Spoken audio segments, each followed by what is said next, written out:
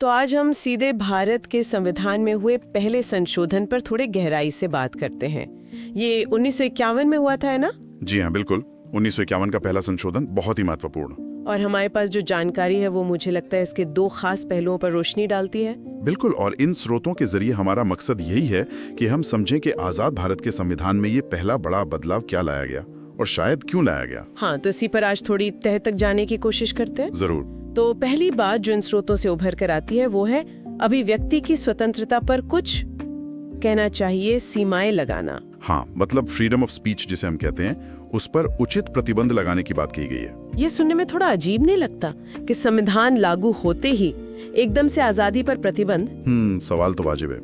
देखिए, जो दस्तावेज हैं हमारे पास वो इशारा करते हैं कि वो एक नाजुक दौर था। हाँ, देश नया नया आजाद हुआ था। देश की सुरक्षा या पब्लिक शांति ये सब भंग ना हो जाए। अच्छा, तो ये उचित प्रतिबंध का मतलब था कि कुछ खास हालात में ही, जैसे अगर देश की संप्रभुता का सवाल हो या सुरक्षा का या फिर विदेशी राज्यों से हमारे संबंधों का, या पब्लिक ऑर्डर जैसा आपने कहा। हाँ, पब्लिक ऑर्डर बनाए रखने के लिए तो मतलब बोलने की आजादी को थोड़ा सीमित किया जा सकता था, ऐसा नहीं कि पूरी तरह रोक। अच्छा, तो ये उचित शब्द बहुत महत्वपूर्ण है यहाँ। मतलब ये मनमानी रोक नहीं थी बल्कि कुछ आधार तय किए गए थे। बिल्कुल सही, कुछ ठोस वजह दी गई। चलिए, ये तो हुआ एक पहलू। अब आते हैं दूसरे बड़े बदलाव पर जिसका जिक्र है इन स्रोतों में, संविधान में 9वीं अनुसूची का जुड़ना।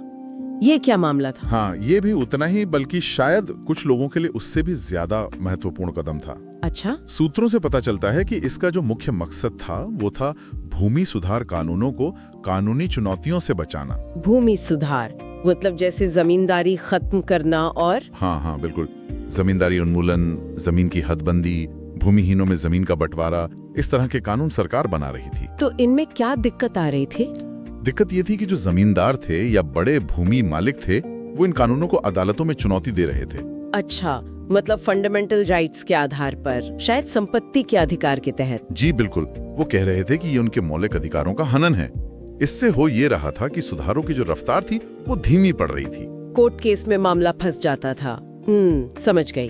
तो ये जो 9वीं अनुसूची थी ये एक तरह के आप कह सकते हैं एक सुरक्षा कवच जैसी बनाई गई। सुरक्षा कवच किस तरह का? मतलब जिन कानूनों को इस अनुसूची में डाल दिया जाता था उन्हें अदालत में इस आधार पर चुनौती देना बहुत मुश्किल हो जाता था, लगभग नामुमकिन, कि वे मौलिक अधिकारों का उल्लंघन करते हैं। अरे वाह, ये तो बहुत बड़ा कदम था।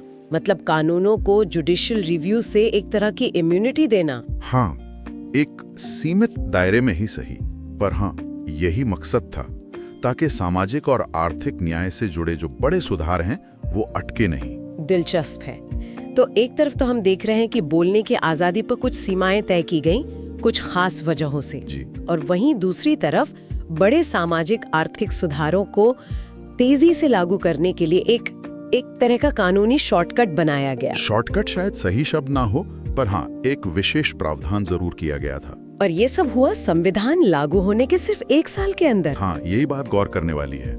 ये दिखाता है कि संविधान कोई पत्थर की लकीर नहीं है, वो एक जीवंत दस्तावेज है। और उसे जमीनी हकीकत और उस समय की जो जरूरतें थी उनके हिसाब से ढालने की कोशिश बहुत जल्दी शुरू हो गई थी। सही कहा।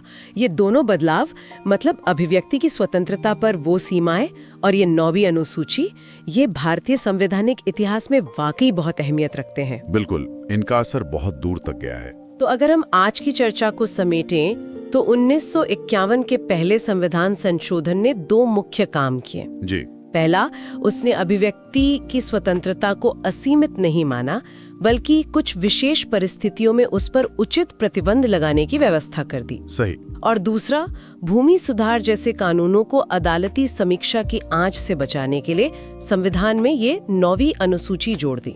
एकदम सही। ये 2 महत्वपूर्ण बिंदु हैं जो हमारे सामने जो भी जानकारी है उससे उभर कर आते हैं। और जाते जाते एक सवाल मन में आता है, सोचने पर मजबूर करता है। पूछिए। कि आखिर 1950-51 में देश के हालात ऐसे क्या रहे होंगे, वो कौन सी परिस्थितियां थीं जिन्होंने संविधान निर्माताओं को या कहिए उस वक्त की सरकार को इतनी जल्दी, मतलब संविधान लागू होने के फौरन बाद, अभिव्यक्ति की स्वतंत्रता को सीमित करने और 9वीं अनुसूची जैसा एक असाधारण प्रावधान लाने पर मजबूर किया। ये वाकई बहुत गहरा सवाल है। उस समय के सामाजिक और राजनीतिक दबाव क्या रहे होंगे, क्या चिंताएं रही होंगी? बिल्कुल, इस पर और जानकारी खोजना, उस दौर को और गहराई से समझना, ये वाकई दिलचस्प होगा। शायद किसी और दिन इस पर भी बात करें। हाँ, जरूर।